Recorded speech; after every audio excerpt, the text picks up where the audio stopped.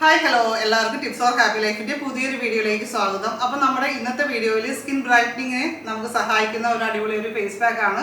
യൂട്യൂബിലൊക്കെ വൈറലായിട്ടുള്ള ഒരു ഫേസ് പാക്കാണ് നമ്മളിന്ന് തയ്യാറാക്കാൻ പോകുന്നത്.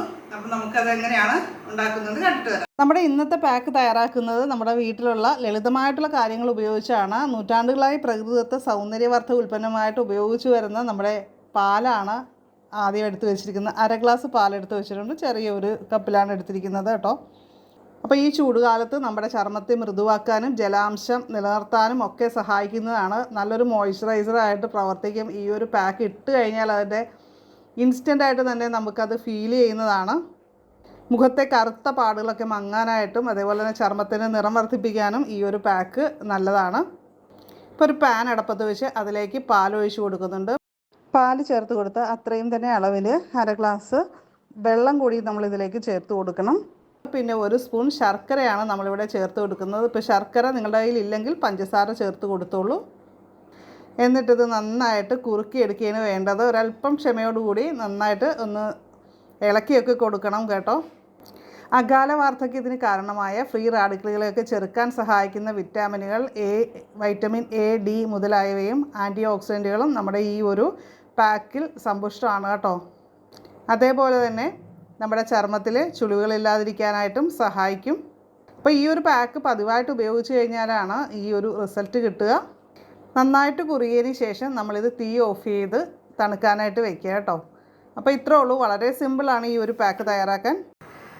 അപ്പോൾ അതെ ഒരു ലിക്വിഡ് ഫോമിലാണ് ഈ ഒരു പാക്ക് ഇപ്പോൾ ഇരിക്കുന്നത്. ഇത് നമുക്ക് ഒരു തിക്കായിട്ടുള്ള പേസ്റ്റായിട്ട് ഇടണമെന്നുണ്ടെങ്കിൽ നമുക്ക് വേണമെങ്കിൽ ഇതിൻ്റെ കൂടെ മുൾട്ടാണിമുട്ടിയോ അല്ലെങ്കിൽ ഒരല്പം ഗോതമ്പ് പൊടിയോ കടലമാവോ നമ്മുടെ സ്കിന്നിന് അനുയോജ്യമായിട്ടുള്ള എന്ത് പൗഡേഴ്സ് വേണമെങ്കിലും ഇതിൽ ആഡ് ചെയ്യാം. നമ്മുടെ കസ്തൂരിമഞ്ഞളുള്ളവർക്ക് അത് ആഡ് ചെയ്യാം കേട്ടോ.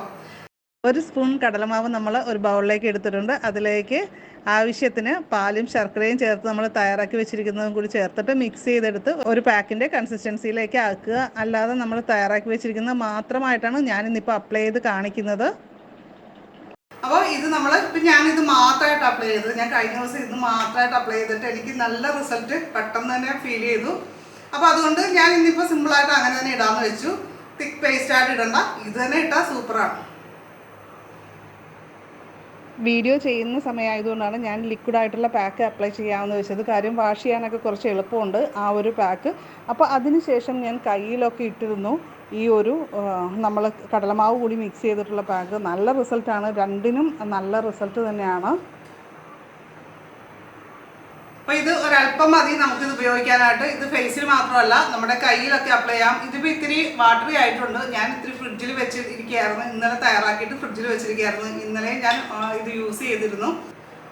അത്യാവശ്യം നന്നായിട്ട് ടാൻ ഉണ്ടായിരുന്നു കയ്യിലൊക്കെ. അപ്പോൾ ഇത് അപ്ലൈ ചെയ്തതിന് ശേഷം നല്ലൊരു മാറ്റം എനിക്ക് ഫീൽ ചെയ്തു കേട്ടോ. ഫേസിലാണെങ്കിൽ നല്ലൊരു ഗ്ലോ കിട്ടും. അപ്പോൾ എല്ലാവരും ഇത് ട്രൈ ചെയ്യണേ. അപ്പോൾ ഇതൊന്ന് ഉണങ്ങട്ടെ, ഒരു 15 മിനിറ്റ് നമുക്ക് വെയിറ്റ് ചെയ്യാം. അപ്പോൾ നമ്മൾ വാഷ് ചെയ്ത് വന്നിട്ടുണ്ട് കേട്ടോ.